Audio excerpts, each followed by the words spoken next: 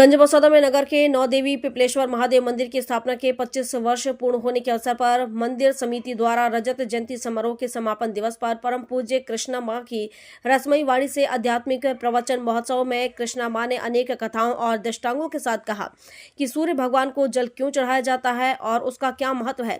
अनेक कथाओं के माध्यम से उन्होंने बताया कि संतान होने पर ही नारी पूर्ण मानी गई है। कथा में उन्होंने कहा कि दुर्वासा ऋषि ने माता कुंती को वरदान दिया था। माता कुंती के जन्म जीवन की कथा सुनाते हुए उन्होंने कहा, एक बार की बात है, माता कुंती ने युवा उम्र में बातों ही बातों में मंत्र का आह्वान कर दिया, सूर्य भगवान को बुला लिया।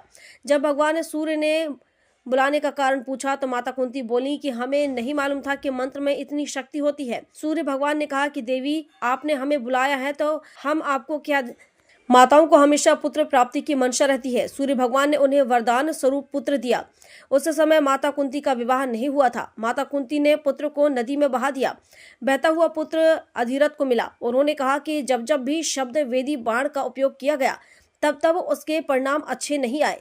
इतिहास इस बात का गवाह रहा है। मौत इंसान से सब कुछ छीन लेती है। इंसान के जीवन में जब सब कुछ अच्छा रहता है तो काल को भी ईर्ष्या होती है और वह विनाश करने लगता है। उन्होंने प्रकृति के बारे में बताया कि पानी में सब गुण होते हैं पर वह भेदभाव नहीं करता। धरती में सब गुण होते हैं पर वह घमंड नहीं करती। शास्त्रों में सब कुछ है पर झूठ नहीं है और इंसान में सब कुछ है पर सब्र और सहनशीलता नहीं है। इसलिए कहा गया है कि जो सहन करता है वह धरती पर होता है और जो सहन नहीं करता वह भोगता है। कथा के विश्राम पर राजपूत समाज द्वारा कृष्णा मां से आशीर्वाद प्राप्त किया गया। इस अवसर पर बड़ी संख्या में मातृशक्ति मौजूद रही। उसके उपरांत समिति द्वारा विशाल भंडारे का आयोजन किया गया जिसमें सभी भक्तों ने प्रसादी ग्रहण की।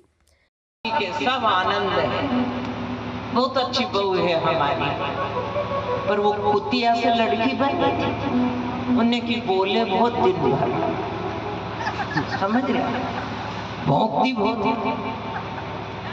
समझ गए, भौंकना है। जो ज्यादा बोलता है ना तो समझ लेना भौंकना ही है। तो दिन भर बोलती बहुत है, बाकी सब ठीक है, पर कोई बात नहीं। ये कोई बात नहीं आ गया है, इसकी कथा सुनाएंगे आप।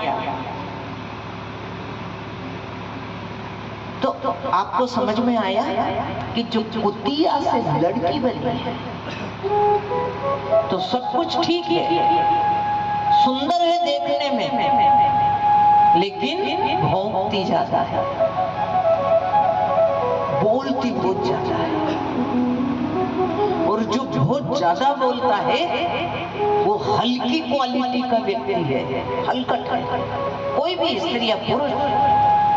और जो कम बोले वो वजनदार, उसकी वाणी में वजन होता है। इसलिए 1 रुपए की बिंदिया माथा पे, सिर पे लगाती है माता है, और 1000 रुपए की पायल वो नीचे पाँव में पहनती है।